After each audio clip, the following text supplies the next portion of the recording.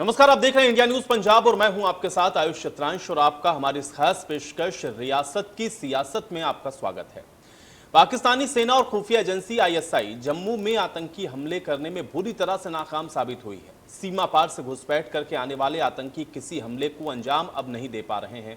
इससे बौखलाकर अब पाकिस्तानी सेना और आईएसआई आसमान से हमलों की साजिश को रच रहा है और यही वजह है कि जम्मू में पहले वायुसेना स्टेशन पर हमला किया गया और इसके बाद लगातार ड्रोन गतिविधियां सैन्य ठिकानों पर देखी जा रही हैं। आपको यहां पर यह भी बता दें कि सोमवार मंगलवार की रात 3 और ड्रोन सैन्य ठिकानों पर रेकी करते हुए दिखे हैं। अब इस तरह से 3 दिनों में अब तक 7 ड्रोन दिख चुके हैं। तमाम गतिविधियों को लेकर के सुरक्षाकर्मी सतर्क हैं। जम्मू कश्मीर पुलिस के स्पेशल ऑपरेशन ग्रुप ने एयरफोर्स स्टेशन के नजदीक बने घरों का इसी के चलते वेरिफिकेशन भी किया है। तो जम्मू कश्मीर के अंदर आप इस समय देख रहे हैं, चूंकि जम्मू में एयरबेस पर जिस तरीके से ड्रोन से हमला किया गया उसके बाद सुरक्षा एजेंसियां अलर्ट पर हैं। सभी जो एयर बेस हैं उन सब की सुरक्षा व्यवस्था को चाक चौबंद कर दिया गया है, अलर्ट पर रखा गया है। लेकिन खासतौर से जम्मू के अंदर एक बार फिर से 7 की संख्या बताई जा रही है ड्रोन्स की, जो कि एक बार फिर से दिखे हैं और रेकी करते हुए नजर आए हैं। जो फौरी जानकारी मिल रही है उसके आधार पर यह कहा जा रहा है कि पाकिस्तान से इन ड्रोन को संचालित किया जा रहा था। अब सवाल यह है कि आखिर बुरी तरह से बौखलाया हुआ पाकिस्तान जिस तरह से इन गतिविधियों के सहारे रेकी करके या फिर हमले को अंजाम देने की साजिश रच रहा है, उसके मंसूबे में उसको कामयाबी नहीं मिलने वाली है। चूंकि सुरक्षा एजेंसियां भी अलर्ट हैं, लेकिन ये चिंता का विषय जरूर है क्योंकि बार बार ड्रोन का इस तरीके से दिखना, इसको कैसे देखा जाए और उसको कैसे रोका जाएगा और क्या अब पाकिस्तान इस नई तरह की चाल को चल के या फिर इस नए तरह से वॉरफेयर को छेड़कर वो आतंकी हमले के साजिश को अंजाम देना चाह रहा है, ये सवाल अभी भी बरकरार है। क्योंकि जम्मू में जो हमला हुआ उसमें ड्रोन का ही इस्तेमाल हुआ था।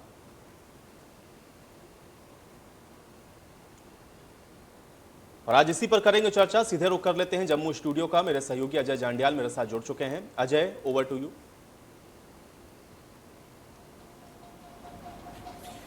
शुक्रिया। बिल्कुल, आज भी हम कहीं ना कहीं इस चीज़ पे से बात करेंगे कि आखिरकार जम्मू कश्मीर में मौजूदा हालात जो बने हुए हैं और हालात इस तरह के जब आसमानी आतंक का जो खतरा लगातार मंडरा रहा है। हम जानते हैं कि किस तरीके से 27 तारीख जब रात को आतंकियों ने एयरफोर्स स्टेशन जम्मू पे हमला किया और 2 जो है ड्रोन के जरिए 2 बम वहां पे गिराए, जिसके बाद वहां पर कहीं ना कहीं पैनिक और लगातार दहशत का माहौल पूरे इलाके में बना हुआ था। और उसके पीछे की वजह बड़ी साफ है क्योंकि लगातार पाकिस्तान और पाकिस्तान के जो यहाँ पर आतंकी मौजूद हैं जम्मू कश्मीर में, वो लगातार कई तरीकों से जम्मू कश्मीर में हालात खराब करने की कोशिश करते रहे हैं। पाकिस्तान ने भारत के साथ जंग करने की कोशिश की, भारत ने उसे मुंह तोड़ जवाब दिया।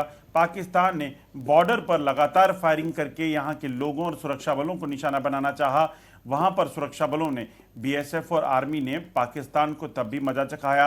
पाकिस्तान ने अपनी प्रॉक्सी वॉर यानी कि आतंकियों के जरिए जम्मू कश्मीर में पिछले कई सालों से, लगभग 3 दशकों से हालात खराब करने की अपनी पूरी कोशिश की, मगर उसमें भी जब पाकिस्तान कुछ नहीं कर पाया तो पाकिस्तान अब एक नई चाल पर उतरा है। जी हां, जो जानकारियां मिल रही हैं उसके मुताबिक आईएसआई और पाकिस्तान सेना मिलकर अब जम्मू कश्मीर में एक नया किस्म का जो है वो प्लान बनाकर बैठी है, जिसमें ड्रोन और कई हथकंडे अपनाकर जम्मू कश्मीर में सुरक्षा बलों को निशाना बनाने और यहाँ पर हालात खराब करने के प्रयास हैं। वजह बड़ी साफ है क्योंकि जम्मू कश्मीर सरकार ने जो लगातार यहाँ पर काम किया है, उसके बाद पाकिस्तानी जो सेना है और पाकिस्तानी जो आतंकी हैं वहाँ कमांडर जो बैठे हुए हैं, चाहे वो लश्कर हिजबुल मुजाहिदीन और जैश ए मोहम्मद हो, इनको यहाँ पर रिक्रूटमेंट नहीं मिल रही है, आतंकी मिल नहीं रहे हैं, पार से स्मगलिंग हो नहीं पा रही, वेपन यहाँ पहुँच नहीं पा रहे। इसी वजह से पाकिस्तान बौखलाया हुआ लगातार यहाँ पर हालात खराब करने के लिए नए तरह के हथकंडे अपनाता रहता है। आज हम जो चर्चा करने जा रहे हैं उस पर यही बात करेंगे कि क्या अब जम्मू कश्मीर में सुरक्षा बलों के लिए आसमानी आतंक जो है एक बड़ा खतरा है। क्या पाकिस्तान के लिए जो है अब यहाँ पाकिस्तान जम्मू कश्मीर में हालात खराब करने के लिए केमिकल और टेक्नोलॉजी के जरिए भी यहाँ पर कोशिशें कर सकता है, इस भी चर्चा करेंगे। और इसी चर्चा के लिए हमारे साथ जो है एक खास पैनल जुड़ा है और इस पैनल में मेरे साथ आपको बता दूं कि अलग अलग डिपार्टमेंट के यानी कि अलग अलग जो सिक्योरिटी एजेंसीज हैं उनके लोग हैं। मेरे साथ आज जुड़ेंगे ब्रिगेडियर नरेंद्र डबास साहब, इसके अलावा हमारे साथ जुड़ेंगे कर्नल वीरेंद्र कुमार शाही जी, हमारे साथ जुड़ेंगे जम्मू कश्मीर के पुलिस के बड़े सीनियर ऑफिसर, और ख़ासतौर पे जो काउंटर इंसर्जेंसी के टाइम आतंकवाद के समय जो है बहुत ज़्यादा काम इन्होंने जम्मू कश्मीर में किया है, डीआईजी रिटायर्ड असरार खान साहब। आप सभी का स्वागत है हमारे इस प्रोग्राम में। और कहीं ना कहीं आज जो चर्चा होगी उसमें सबसे पहले मैं जानना चाहूँगा जो है कर्नल वीरेंद्र कुमार शाही जी के पास। कर्नल साहब, आवाज़ सुन पा रहे हैं मेरी?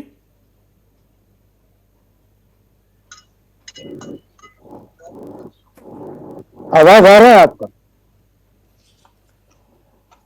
हेलो जी कर्नल साहब, ये बताइए कि जो मौजूदा हालात बने हुए हैं, लगातार जो खतरा बना हुआ है, सरहद पर बेशक शांति है मगर इस शांति के पीछे की आहट जो है वो कहीं ना कहीं अब सुरक्षा एजेंसियां सुनने लगी हैं। बॉर्डर पर फायरिंग नहीं है मगर उसके बावजूद आतंकी हमले तेज हुए हैं। बॉर्डर पर शांति है मगर उसके बावजूद जो है सरहद पार से ड्रोन हथियारों की स्मगलिंग कर रहा है और अब तो हमले भी होने लगे। किस तरह से देखते हैं? लगता है कि अब ये न्यू नॉर्मल होगा सुरक्षा एजेंसियों के लिए? ड्रोन का खतरा, केमिकल वेपन जो है, अब इसका इस्तेमाल कहीं ना कहीं आतंकी कर सकते हैं और पाकिस्तान पूरे तरीके से इन जो आतंकियों के साथ खड़ा है।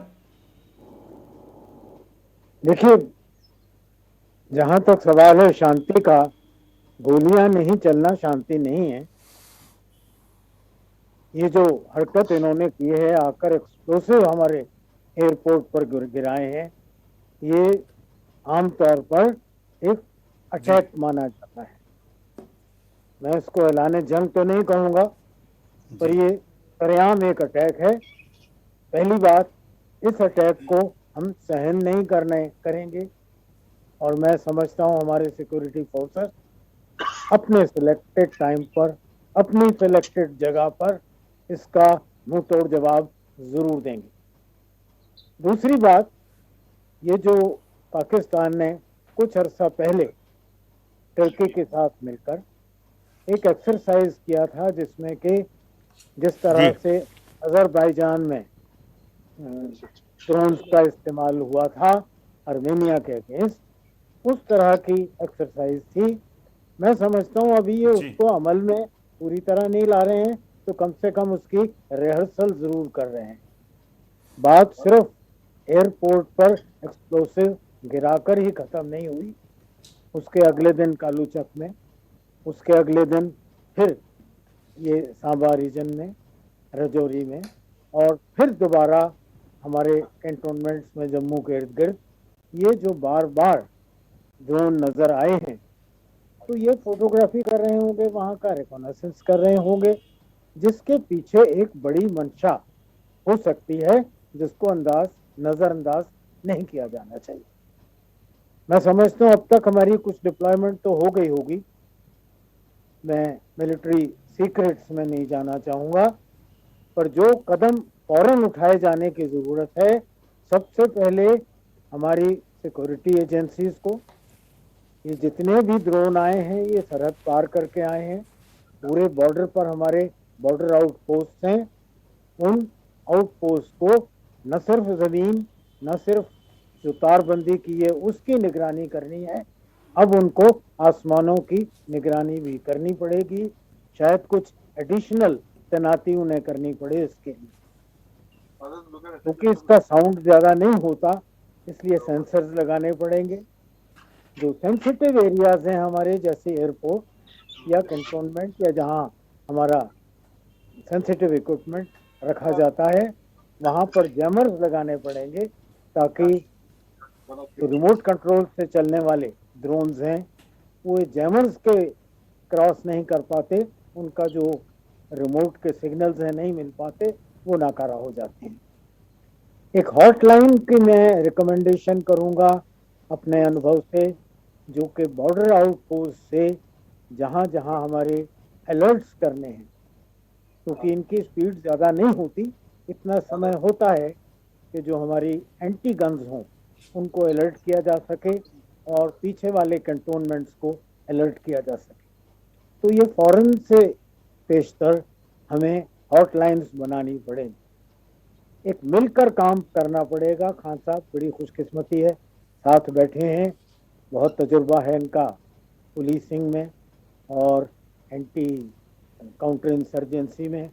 बहुत सख्त पैनीगाह से हमें उन लोगों को आइडेंटिफाई करना पड़ेगा जो शायद यहाँ की खबर पार दे रहे हों या इनवाइट कर रहे हों कि आप इस जगह आइए, ये सेंसिटिव है। उन लोगों के ऊपर निगाह रखना ग्राउंड के तौर पर पुलिस के लिए बहुत ज़्यादा ज़रूरी है। पुलिस का, आर्मी का, बीएसएफ के आउटपोस्ट का और एयरफोर्स का, इन सब का तालमेल का अब वक्त आ गया है। मैंने अपनी परसों की पिछली जो टॉक थी उसमें जिक्र किया था इंटीग्रेटेड एयर डिफेंस कमांड का। उसको रेस करके तो काफ़ी अरसा हो गया, पर आज वक्त आ गया है जो हमने इसको जिस इरादे से रेज किया था, जिस फोरथॉट और फोरसाइट से रेज किया था, आज उन चीज़ों को अमल में लाने का समय आ गया है। अब बिना चूके हमें इन सबको अलर्ट करना पड़ेगा। साथ ही साथ ये जितनी हरकतें हो रही हैं पाकिस्तान की तरफ से, इनको लगातार मुंह तोड़ जवाब देने की ज़रूरत है, उसी भाषा में जिस भाषा में ये बोल रहे हैं। ड्रोन वॉरफेयर से हम लोग पिछड़े हुए नहीं हैं।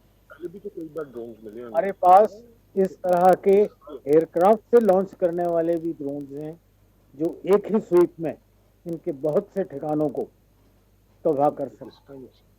मैं अब इन मिलिट्री डिटेल्स में या एयर हमारे पास और नहीं जाना चाहूँगा, जिनका जिक्र आम पब्लिक में करना इस वक्त मुनासिब नहीं है। इतना कहना काफ़ी है कि इनको मुंह तोड़ जवाब की ज़रूरत है। They have asked for it, invite किया उन्होंने वो, और जो सीज फायर इन्होंने किया था जिसके पहले इनको ज़मीन पर मुंह तोड़ जवाब मिल रहा था, अब इन्होंने उस सीज फायर को ज़मीन से कुछ फुट ऊपर उठकर हवा में सीज फायर तोड़ा है, और एक बार सीज फायर तोड़ा है तो इनको उसी तरह सज़ा मिलेगी जिस तरह आज तक मिलती आई है।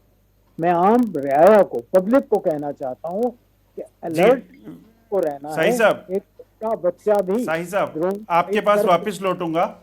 साहिब साहब आपके पास वापस लौटूंगा। हमारे साथ असरार खान साहब जुड़े हैं, उनसे भी बात करते हैं। खान साहब, आपका काफ़ी तजुर्बा है, ख़ासतौर पे आतंकी गतिविधियां आपने कश्मीर में देखी भी हैं और उन्हें न्यूट्रलाइज भी किया है। आपका बहुत लंबा अरसा है, एक्सपीरियंस है इस जम्मू कश्मीर पुलिस में, आपने सर्व किया है। क्या लगता है ये जो आतंकवाद को एक नई शक्ल दी जा रही है टेक्नोलॉजी की मदद से, यकीनन पाकिस्तान और आईएसआई इसमें काम कर रही है, मगर ये कितना बड़ा खतरा हो सकता है और क्या ज़रूरतें इस वक्त जो है सुरक्षा एजेंसियों के लिए आने वाले समय के लिए बन रही हैं जम्मू कश्मीर में? जी, आपने बड़ा सही कहा कि मैं एक बात तो मैं कहूं कि देखिए, ड्रोन का अटैक और वो भी हमारी डिफेंस इंस्टॉलेशन के ऊपर, it's an act of war. जी, I will say it's an act of war, because जब आप जी, एक डेडिकेटेड अटैक करते हो, चाहे आप एक एयरक्राफ्ट के जरिए बॉम्बिंग कर रहे हो या आप ड्रोन यूज करके हमारी डिफेंस इंस्टॉलेशन के ऊपर अटैक कर रहे हो, और एक अटैक नहीं कर रहे हो, आप 2 अटैक कर रहे हो, सो फिर आप एक्ट ऑफ वॉर किसको कहेंगे? इसको क्या आप शरारत कहेंगे? अगर यही धमाका या इसी से ऐसा ही जो ब्लास्ट है, ये हमारे एम्यूनिशन डिपोज के ऊपर कल को ये करे, या जहां ऑयल हमारा के डिपोज हैं उस जगह के ऊपर करे, तो आप अंदाजा लगा सकते हैं कि किस लेवल की तबाही होगी। आपको याद है वो जब सऊदी के ऊपर हुती रेबल्स ने ड्रोन के जरिए अटैक किया था और कितने दिन वो कुएं जलते रहे, और तो या तो it should not be taken, it please don't take it कि ये एक शरारत है। और मैं ये भी आपसे बताऊं, आपने कर्नल साहब ने एक बात बड़ी अच्छी कही और ने ये जरूर कहा कि इनको सपोर्ट जम्मू की तरफ नहीं मिल रही है, डेफिनेटली नहीं मिल रही है, और इसी वजह से now they are resorting to this method, using it. But मैं एक बात जरूर कहूंगा कि हम लोग एक्शन होने के बाद रिएक्शन क्यों करते हैं? हम लोग हमेशा क्यों इवेंट्स को चेस करते हैं? हम लोग पहले हमला हो जाता है, उसके बाद हमारे लोग निकलते हैं, लोगों की सर्चेज होने लगती हैं, लोगों की तलाशियां शुरू होती हैं, उससे पहले सब सोए होते हैं। हम कबूतर पकड़ने के बहुत माहिर हैं। कबूतर पार से आया तो हमने पकड़ के उसको बंद कर दिया, लेकिन इतना असला लेकर कई बार पहले भी आए हैं, ड्रोन्स आए हैं, ड्रोन से जो है असला लाके ड्रॉप किया गया। ये पहली बार है कि एक बड़ा ड्रोन, और ये भी आप जानते हैं कि ये पाकिस्तान के पास टेक्नोलॉजी नहीं है, ये पाकिस्तान और चाइना कंबाइंड टेक्नोलॉजी है, कि जो ड्रोन एक स्टेल्थ किस्म का, जो मैं समझता हूं, it's a stealth kind of A drone, it's not an ordinary drone, it's a stealth kind of A drone, जो कि 25-30 किलोमीटर बॉर्डर को क्रॉस करके आकर टारगेटेड अपनी जगह के ऊपर देखकर हिट किया गया, और ये हिट कहीं भी हो सकती है। तो मैं ये समझता हूं कि ये एक्ट ऑफ वॉर है, और इसके लिए हमें हाईएस्ट लेवल के ऊपर, एक तो ठीक है हमको आयरन डोम टाइप की टेक्नोलॉजी बनानी चाहिए कि जिसके जरिए, और कर्नल साहब ने ये भी कहा, I don't know whether that will work against this kind of technology of Pakistan and China together, कि वो आप जैमर इसको पकड़ पाएंगे या नहीं पाएंगे, या जैमर इसको डेड कर पाएंगे नहीं पाएंगे, व्हाट काइंड ऑफ, ये तो देखना है कि किस किस्म की ये लेटेस्ट टेक्नोलॉजी, और आप जानते हैं कि चाइना की टेक्नोलॉजी कहाँ जा रही है, और ये इतनी दूर से क्रॉस करके आया, कहीं नहीं चेक किया, और आके ब्लास्ट, अभी भी आप कह रहे हैं आप 2 या कई जगहों के ऊपर वो दिख रहे हैं, ये बेशक ये जो दिख रहे हैं ये अटैक वाले नहीं होंगे, ये सर्वेलेंस वाले होंगे। सो इसका मतलब है attack any time can come, दोबारा कभी भी हो सकता है, तो इसको बहुत सीरियसली लेना है। आप कह रहे हैं कि अटैक ड्रोन जो है वो अलग होंगे और सर्वेलेंस के लिए अलग होंगे? एब्सोल्युटली, मेरा ये सोच है कि ये जो दिख रहे हैं ये सर्वेलेंस वाले हैं, और अटैक वाले जो ड्रोन है वो अलग है, ये मस्ट भी बड़ा होगा, ये देखना है, और ये स्टेल्थ होगा।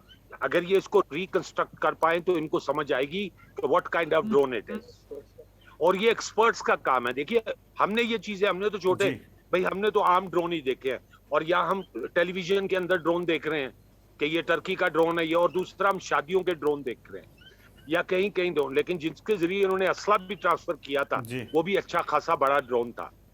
तो लेकिन ये वाला ड्रोन जो है ये हिट वाला ड्रोन है, और ये इट कुड बी स्टेल्थ, मेरी ये जजमेंट है, और इनको सपोर्ट, और ये आया पार से ही है डेफिनेटली, क्योंकि मैं अपने एक्सपीरियंस की बेस पे कहूंगा ये असेंबल नहीं हो सकता, उसके लिए आपको बहुत बड़ी टीम चाहिए, उसको लिए आपको बहुत वर्कआउट चाहिए कि आप किसी बॉर्डर से असेंबल करा रहे हैं, फिर एक एक्सपर्ट है जो उसको जोड़ रहा है, फिर असला आ रहा है, फिर असला उसके अंदर डाला जा रहा है, फिर उसके अंदर timing, you need lot of money and lot of resources for that.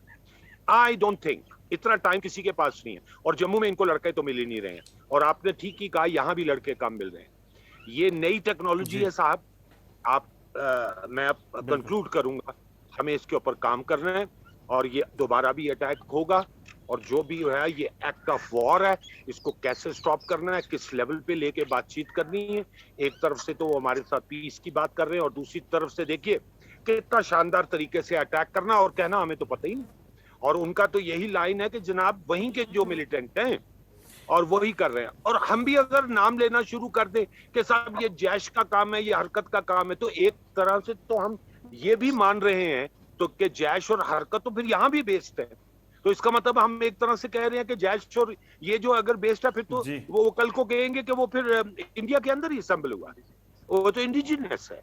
लेकिन मैं तो कहता हूं कि नहीं साहब, ये पाकिस्तान का काम है, ये ISI का काम है, ये पाकिस्तान का काम है, और ये कवर है, ये सारा, ये इनका नाम लेना हरकत का ये उनका है, और ये चाइनीज। खान साहब ये बता, खान साहब जी जी खान साहब, मुझे याद है आपने कई बार, मुझे याद है सांबा इनकाउंटर का वो वक्त जब सांबा से इन्फिल्ट्रेशन हुई थी और आतंकियों को जो है सांबा हाईवे पे इनकाउंटर पे, आप उस वक्त SSP सांबा थे, मार गिराया था।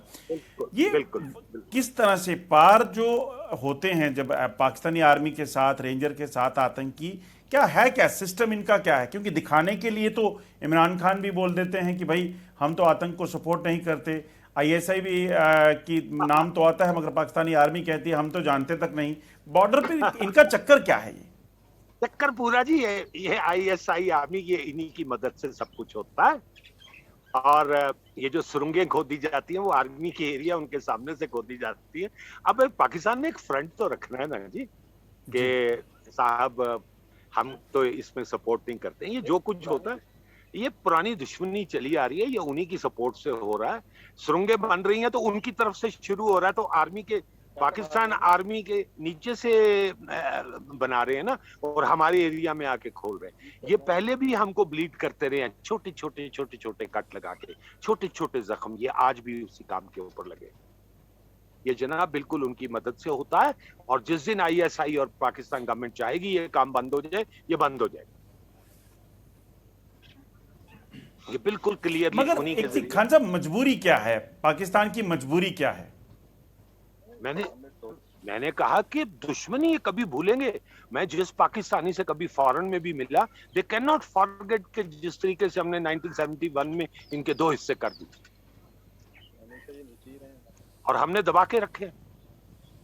ये दुश्मनी अब इमरान साहब कैसे, उनका प्राइम मिनिस्टर जो है अब वो अब कैसे उसको मैनिपुलेट करता है, या कैसे वाकई इज ही वेरी सिंसियर, वो तो आगे वाला वक्त भी बताएगा। लेकिन अभी तक तो जो हमें दिख रहा है वो तो बातें ही दिख रही हैं कि एक तरफ से कार्रवाई जारी है और एक तरफ से क्या ये सच है पाकिस्तान की सियासत इसी पे चलती है?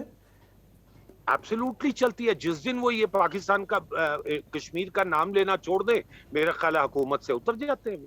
वो जानते हैं इस चीज को कि जो आपने ये देखा नहीं कि एक दिन उनके डिफेंस उसके फॉरेन अफेयर्स के मिनिस्टर ने कह दिया कि कश्मीर जो है ये मसला गवर्नमेंट, ये हिंदुस्तान का अपना मसला है। दूसरे ही दिन वहां तूफान खड़ा हो गया और इमरान को टेलीविजन के ऊपर आके ये बोलना पड़ा कि नहीं नहीं ऐसी कोई बात नहीं है, कि ये तो बातचीत के जरिए ही सेटल होगा, ये तो इशू है। और उसको खूब जूत परेड हुई उस मिनिस्टर को, शाह महमूद कुरैशी को, कि तुमने क्या बोल दिया था। तो जनाब ये हमेशा रहेगा और ये हमें आपके पास जी They can never be our friend. This is true. Khan साहब आपके पास वापस लौटता हूँ। हमारे साथ ब्रिगेडियर नरेंद्र जी भी जुड़ चुके हैं, नरेंद्र दरबाज जी हमारे साथ जुड़े हुए हैं। ब्रिगेडियर साहब आपका स्वागत है।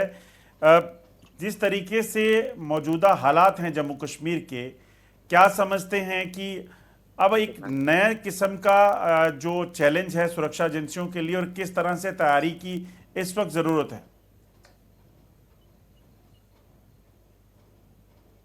Can you hear me? Hello. Yes, sir. Please go ahead. Okay. Thank you first of all. And आप ये जो सुरक्षा एजेंसियों के चैलेंज की बात कर रहे हैं, देखो हमको एक चीज समझना है कि with the advancement of technology, terrorists and the countries who are supporting terrorism, they are also advancing their own methodology. They keep on reviving their own tactics. The country we are supporting them, that in our case are western border side, and the terrorist groups which are involved, they are updating them day by day. So हमारे को हिंदुस्तान को ये समझना पड़ेगा कि terrorist insurgent अपना time of own choosing, target of on choosing, place of on choosing strike करेगा जी। आप जब तक ये नहीं समझेंगे कि वो उसके पास कोई लिमिटेशन नहीं है, टाइम की पाबंदी नहीं है, टारगेट की पाबंदी नहीं है, समय की पाबंदी नहीं है, तो वो आपको ऑब्जर्व करता रहेगा और आपके वीक स्पॉट पे आपको स्ट्राइक करेगा। वो अपने आप को कंटिन्यूसली अपडेट कर रहा है, टेक्नोलॉजी से, तकनीक से, टैक्टिक से आपको ऑब्जर्व कर रहा है। तो हमें एक कंट्री होने के नाते उसके साथ साथ हमें सुरक्षा बल, चाहे वो आर्मी है, पैरामिलिट्री है, या जो अदर सीपीओज हैं, हमारे को अपने आप को पहले तो इक्विपमेंट वाइज अपने आप को अपडेट रखना पड़ेगा। और जैसे अभी एसपी साहब बता रहे थे, पुराने एसपी साहब, कि हम रिएक्ट करने का कब छोड़ेंगे। जब एक अटैक होता है उसके बाद हम शोर मचाते हैं कुछ समय के लिए, फिर ठंडे पड़ जाते हैं। देखो हमें देश को ये समझना पड़ेगा कि हम एक कैपेबिलिटी बेस्ड डिफेंस फोर्सेस बनाएं जिससे आपकी कैपेबिलिटी का डेटरेंट हो, जिससे पड़ोसी मुल्क को या नेबर्स को या टेररिस्ट ग्रुप को जब तक ये समझ नहीं आएगा कि अगर आपने स्ट्राइक किया तो आपकी बर्बादी बहुत ज्यादा होगी, तब तक वो आपको स्ट्राइक करते रहेंगे। हमें ये रिएक्टिव एक्शन से बाहर आना पड़ेगा और एक्टिव एक्शन में जाना पड़ेगा। हमें डेटरेंस बनाना पड़ेगा, हमें कैपेबिलिटी बेस्ड डिफेंस फोर्सेस बनाना पड़ेगा। अगर हम जब तक ये नहीं करेंगे तो टेररिस्ट आपको फिंगर करता रहेगा। अब ड्रोन का जो चैलेंज है ये अभी से नहीं, पिछले 4-5 साल से जो है ये काफी न्यूज में है। टेक्नोलॉजी एडवांसमेंट है, हर चीज में आप इसको यूज कर रहे हैं। अगर आप सिविल में, शादी में कैमरे के लिए यूज कर रहे हैं तो उसका एडवांस स्टेज में जो है टेररिस्ट ऑर्गेनाइजेशन जो वहां से ऑपरेट कर रहे हैं, मैं भी ये समझता हूं कि ये हमारे अंदर का काम नहीं हो सकता। अंदर के काम होने से यहाँ पे नहीं, ये उधर से आया होगा। और एक छोटा सा ड्रोन आने के लिए आप 2 चौकियों के बीच में से निकलना, ये बहुत आसान चीज है, वो पता नहीं लगता, उसकी साउंड भी कम होती है। तो इसके लिए हमें डेटरेंस बनाना पड़ेगा, कैपेबिलिटी बेस्ड थिंग हमें सोचना पड़ेगा। और प्यूनिटिव एक्शन जब भी हमारा नुकसान होगा, प्यूनिटिव एक्शन के लिए हमें पास कैपेबिलिटी होनी चाहिए और करना पड़ेगा। मेरा ये विचार है, मेरा पर्सनल विचार है, इसके बारे में किसी के लिंकेज नहीं। Anything else you want to know on this? Brigadier Diwas जी, ब्रिगेडियर डिवास, एक चीज और जानना चाहूंगा। जिस तरह से बालाकोट में एक्शन हुआ, जिस तरीके से सर्जिकल स्ट्राइक हुई, लगता है जैसे ये अभी असरार खान साहब बता रहे थे कि it's a act of war, तो लगता नहीं है कि कुछ एक्शन जो है ऐसा करना पड़ेगा एक बार फिर, जिससे कहीं ना कहीं आवाज जो है वो अंदर तक जाए और पता चले कि एक्शन हुआ है, अगर उनकी तरफ से कुछ होता है यहाँ पर। वो मैंने आपको बताया ना, deterrence, capability based defence forces, security forces जब तक आपकी नहीं होंगी और इसका डेटरेंस जब तक आपके पड़ोसी मुल्क को जो टेररिज्म को सपोर्ट कर रहा है, जो आपको स्लोली पिछले 30 साल से 30 क्यों आपको 31 ईयर से तो मैं देख रहा हूं, क्योंकि 89 में मैं उधर बारामूला एरिया में ही था आर्मी में। सो 89 में टेररिज्म शुरू किया था, पाकिस्तान स्पॉन्सर टेररिज्म। और धीरे धीरे जो वादी कश्मीर जो एक जन्नत होती थी जहां घूमने के लिए लोग देखते थे, वो एक तरीके से सुनसान और बीरावान जो घाटी बन गई थी। सो अब 31-32 साल से आप इसको सुन रहे हैं, अटैक होता है, उसके बाद हम ये कर देंगे वो कर देंगे। जब तक आप ऑन ग्राउंड, मैंने बोला कैपेबिलिटी बेस्ड जब तक आपका नहीं होगा तो ये पाकिस्तान आपको फिंगर करता रहेगा। तो इसके लिए आपको एक्शन लेना पड़ेगा।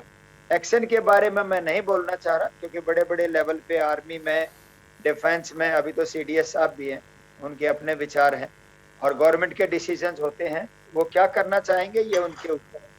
लेकिन जब तक ये नहीं पता चलेगा कि आपको, अगर जैसे इजराइल का एग्जाम्पल है, इजराइल में अगर कोई स्ट्राइक होता है तो वो एकदम से उसका रिटेलिएशन सॉलिड होता है, सॉर्ट आउट कर देता है। Absolutely. So you have to, you cannot be keep on bleeding yourself and keep on accepting nonsense. So that's my thought. Yeah. Anything else? Colonel साहब, हमारे साथ कर्नल शाही भी जुड़े हैं। कर्नल साहब, सर आपके पास वापस लौटूंगा। कर्नल साहब, किस तरह से अगर हम बात करें, हमारे पास इस वक्त इस तरह के ड्रोन के जो चैलेंजेस हैं, इससे निपटने के लिए हमारे पास अभी तक क्या टेक्नोलॉजी है सुरक्षा एजेंसियों के पास, और क्या नहीं आएगी वो तो बात की बात है, मगर मौजूदा हालात में हमारे पास क्या है? अजय जी, मैं कुछ मुद्दे जो बीच में आए हैं मैं इनको बारी बारी कवर करूंगा, जिसमें आपका भी ये प्रश्न का जवाब आ जाएगा। पहली बात तो जो अटैक या सर्वेलेंस ड्रोन कोई अलग अलग किस्म की चीज़ें नहीं होती। ड्रोन की जो कैटेगराइजेशन है वो उनकी वेट कैरिंग कैपेबिलिटी पर होता है। अब आप उस पर राइफल्स और अम्यूनिशन बांध के भेजें, कितना केजी आप भेज सकते हैं।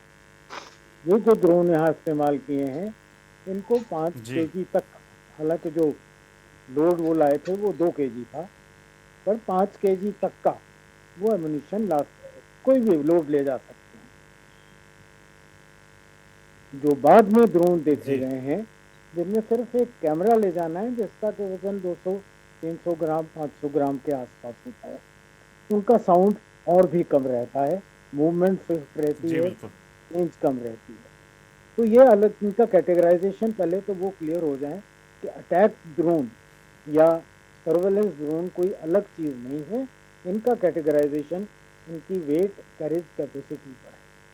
दूसरा ये सोचना कि ये इंडिजिनस है, ऐसा मैंने ना सजेस्ट किया, ना मेरे ख्याल हमें सोचना चाहिए। मैं खान साहब से पूरी तरह इत्तेफाक करता हूँ कि ये जो कुछ भी हो रहा है पाकिस्तान गवर्नमेंट की नज़र में हो रहा है, उनकी ISI की प्लानिंग और शय पर हो रहा है। जो सवाल था कि ड्रोन उड़कर पार से आया या निक्की बड़ी तवी के बीच में इतने नाले हैं, कई जगह और इस तरह के नाले हैं, वो मैनुअली यहाँ लाकर किसी छत से लोकली उड़ाया गया, बात एक ही है, हरकत वो भी ISI की। तो जो मैंने कहा था कि हमें ग्राउंड पर भी ज़्यादा चौकन्ना होने की वजह है, वो इस नज़र से था कि पूरा फ्लाइट उसने किया या शोल्डर कैरी कर वो 5-10 किलोमीटर अंदर आकर और किसी मुनासिब जगह से जहाँ से विजिबल है एयरपोर्ट। मैंने पिछली बार जिक्र किया था कि हाई बिल्डिंग्स, हालांकि कैंट का रूल था ये, पटवारी कैंट का, कैंटोनमेंट बोर्ड का, कि 2 मंजिल से ज़्यादा बिल्डिंग नहीं बनेगी, बन गई है, एक नहीं, एयरपोर्ट के चारों तरफ बन गई।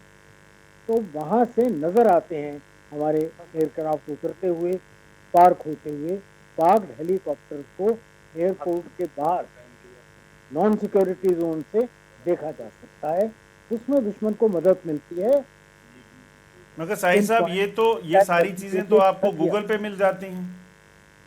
नहीं, उनकी लोकेशन बैठे हुए नहीं मिली, आज यहाँ पार्क है कल वहाँ पार्क है, वो लोकेशन गूगल पर नहीं मिली।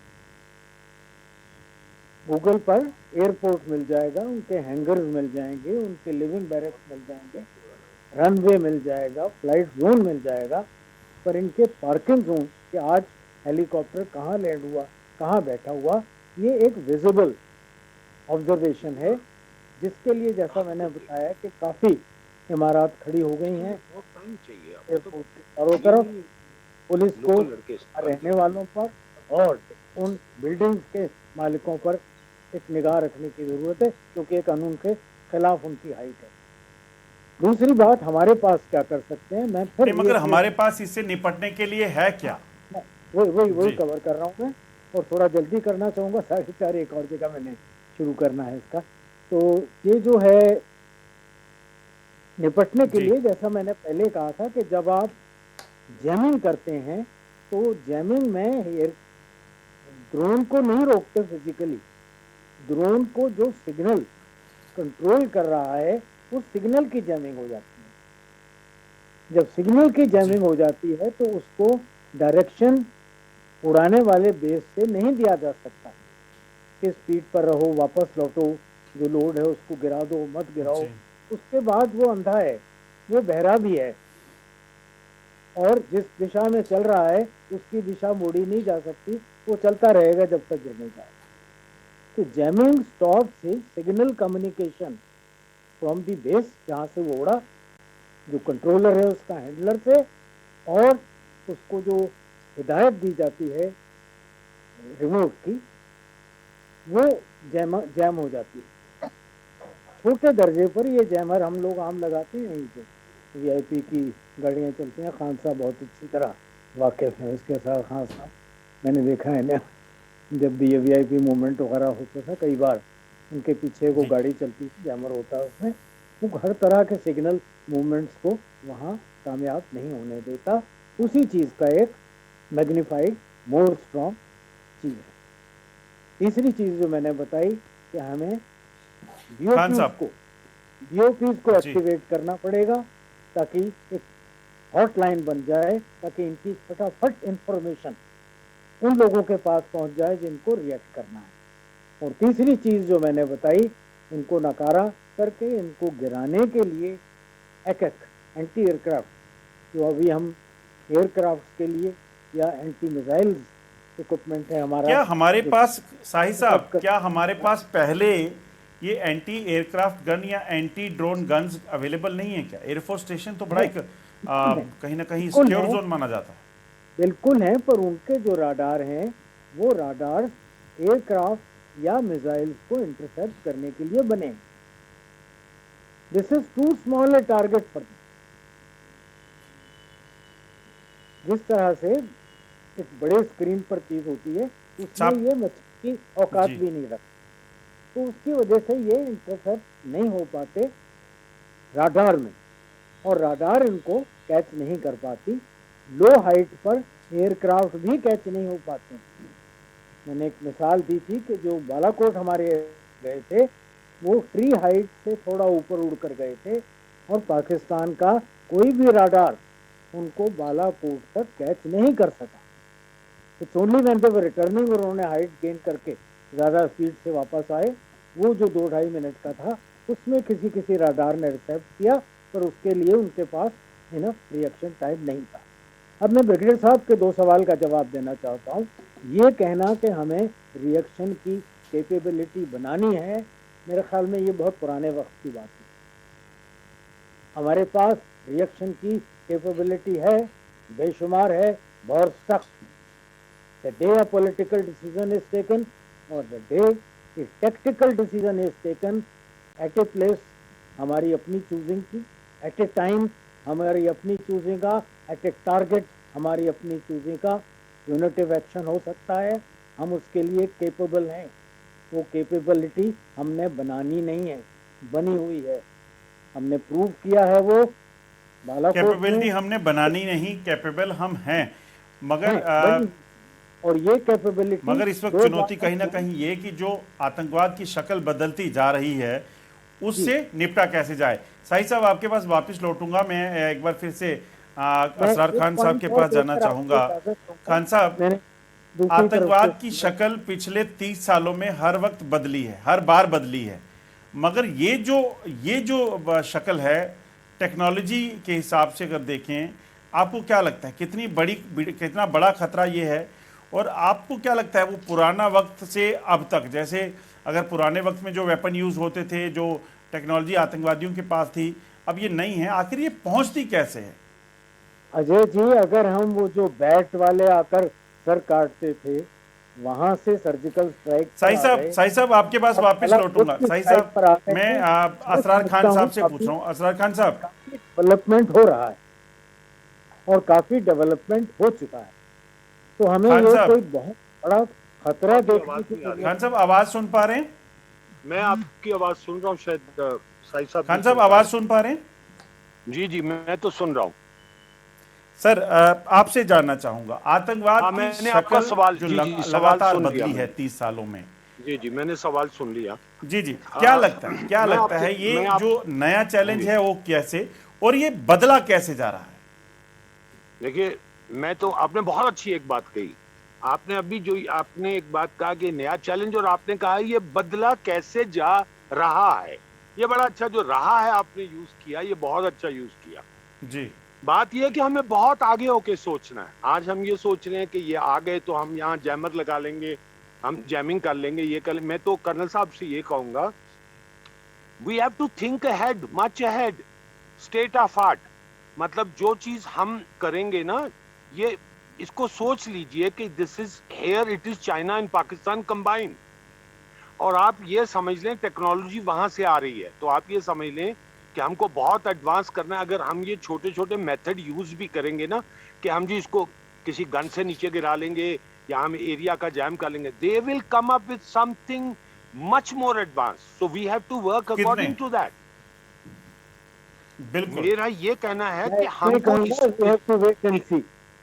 इसमें हमको एक्सपर्ट की राय को सुनना चाहिए। जो बहुत अच्छे एक्सपर्ट्स हैं इस टेक्नोलॉजी में, उनकी राय को सुनना चाहिए, और हमको बीटन लाइंस के ऊपर नहीं चलना चाहिए कि अच्छा ये प्रॉब्लम है, इस प्रॉब्लम को यूं हल किया जाएगा। अगर आपको एक्सपर्ट्स के साथ आप मीटिंग करें कि और क्या हो सकता है, किस किस्म का ड्रोन और आ सकता है, वो कैसे हर चीज को बीट कर सकता है, उसको कैसे बीट करना, नंबर 1।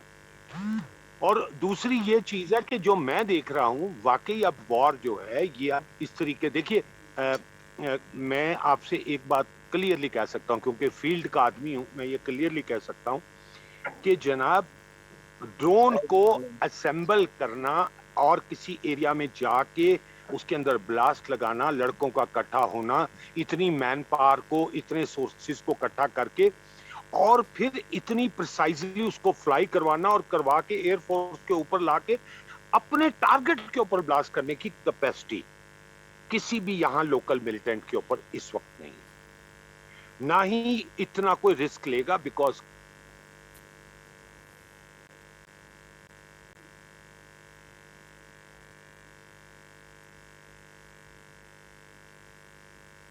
कि वो जो है वो बच के निकल जाए। हेलो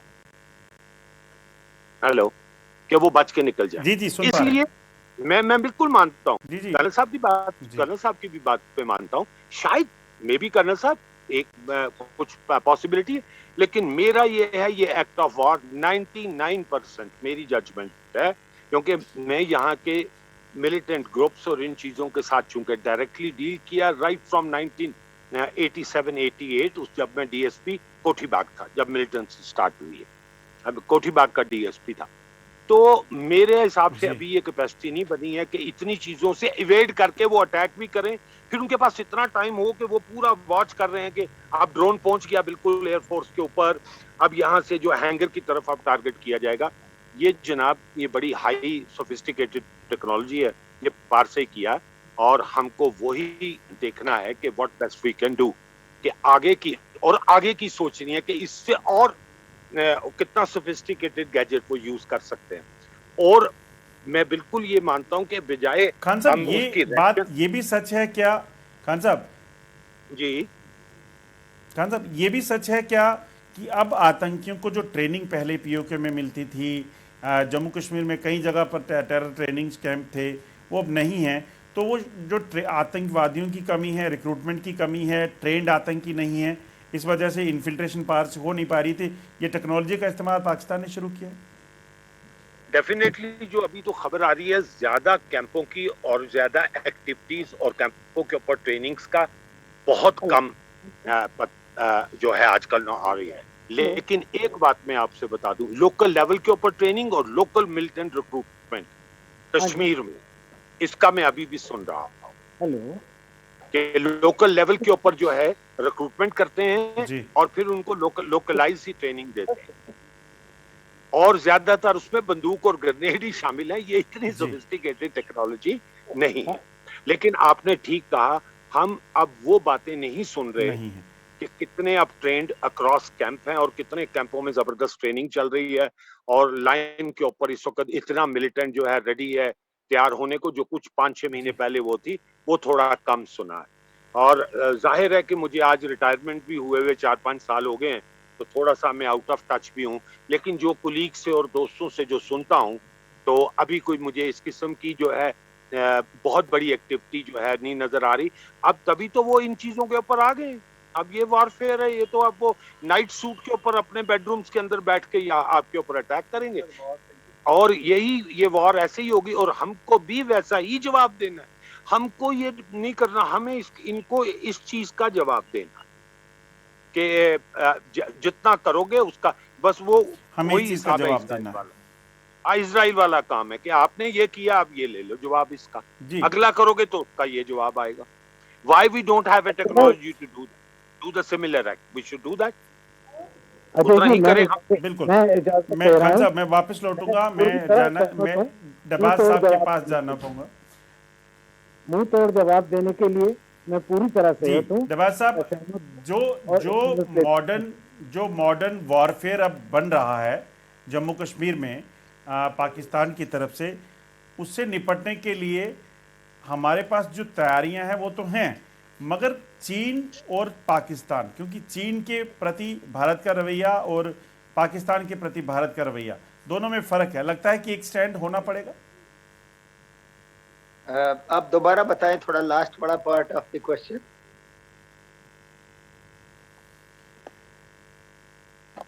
नवाज साहब, मैं ये कह रहा हूँ कि भारत का रवैया जो है चीन के और पाकिस्तान के, अगर दोनों की बात करें तो थोड़ा डिफरेंट है।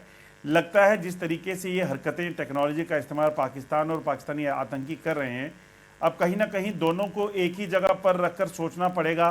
भारतीय सेना ने LAC पे चीन को तो जवाब दिया है, मगर हर फ्रंट पे चीन को अब जवाब देना पड़ेगा।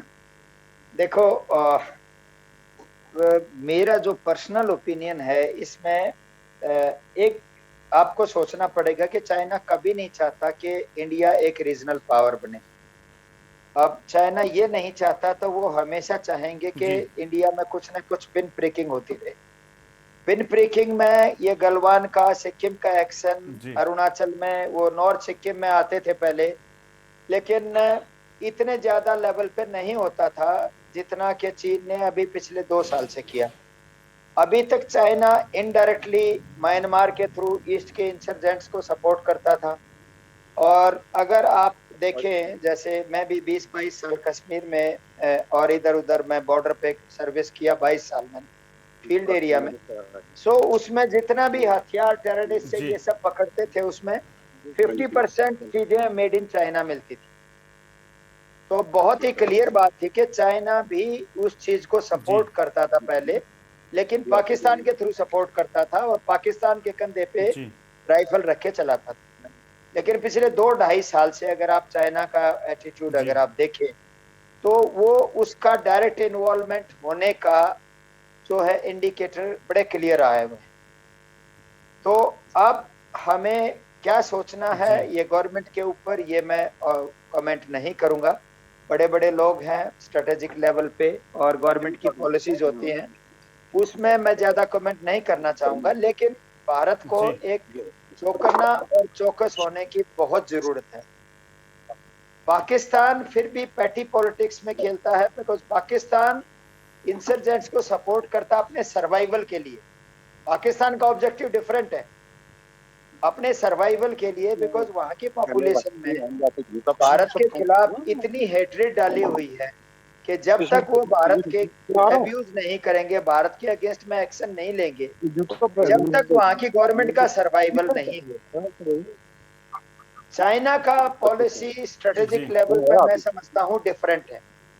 China wants to prevent India to become a regional power and get converted towards super power, which Indian जो है, इंडिया गवर्नमेंट या भारत वर्ष एक देश जो इस बारे में सोच रहा है।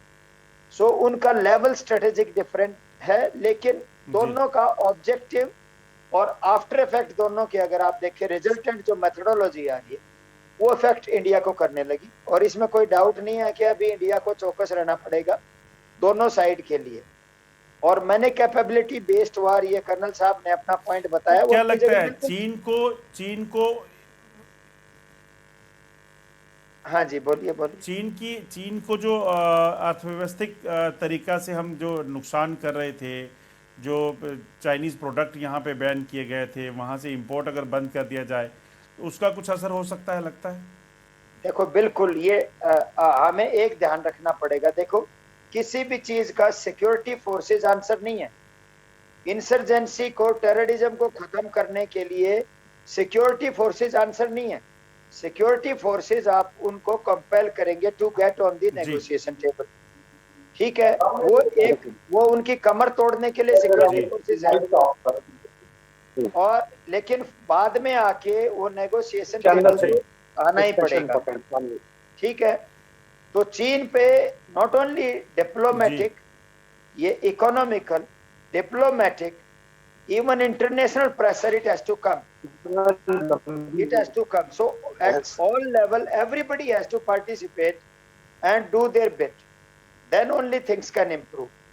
And remember that when we talk about capability based, till you say about last 5 to 7 years back, we never ever bothered about कि चाइना में चलो थोड़ा बहुत trespassing हुआ है, नॉर्थ सिक्किम में वो फिंगर एरिया में क्रॉस कर रहे हैं, अरुणाचल में कुछ एरिया को क्लेम कर रहे हैं।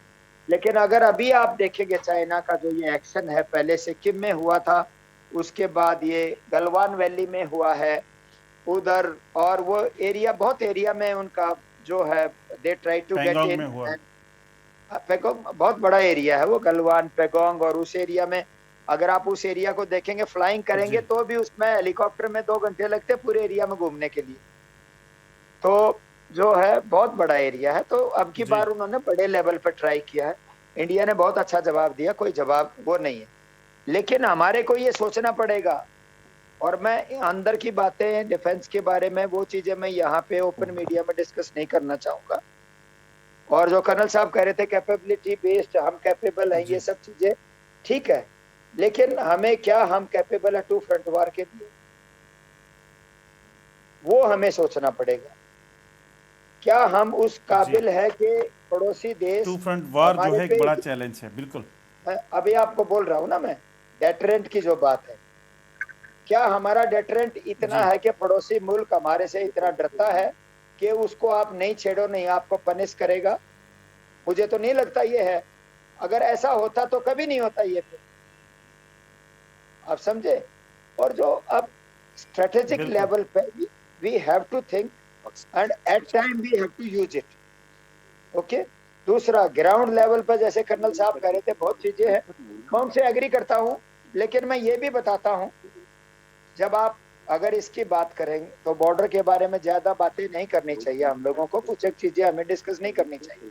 लेकिन मैं ये कहना चाहता हूं कि जब एयरक्राफ्ट उड़ के बगैर नोटिस किए अगर जा सकता है दूसरी साइड, तो ड्रोन आने का तो वो तो मक्खी है, पता ही नहीं चलेगा। तो इसके लिए कैपेबल होना पड़ेगा। बिल्कुल आप सही कह रहे हैं ब्रिगेडियर साहब, समय की कमी है, समय की कमी एक है। मिनट और मुझे एक आप बड़ा दीजिए। लंबा टॉपिक है, वास्ट टॉपिक है, इस पे चर्चा कहीं ना कहीं। एक चीज मैं और आपको बताना चाहता हूँ, जी। ग्राउंड लेवल पे अगर ये हमें आपको छोटे से छोटे सिक्योरिटी फोर्सेस के आदमी को ट्रेन करना पड़ेगा। अगर उनको ये ड्रोन दिखाई देता है तो छोटे मेथड से, जैसे राइफल फायर से, बाकी ऑब्जेक्ट से, जैमिंग की बात की उन्होंने, लोकल जैमर से, या इलेक्ट्रॉनिक वारफेयर जो ईसीएम मेथड से, ये सब चीजें कारगर जरूर हो सकती है। लेकिन डिप्लॉयमेंट बहुत मैसिव होगा बॉर्डर एरिया पे। आप कितने एरिया पे आप डिप्लॉय कर पाओगे, वो सब चीजें आपको देखनी और उसका इफेक्ट आपको देखना। हाँ जी, जी मेरी जी, तरफ शुक्रिया। से आपने बड़े डिटेल में हमें समझाने की कोशिश की हमारे दर्शकों को।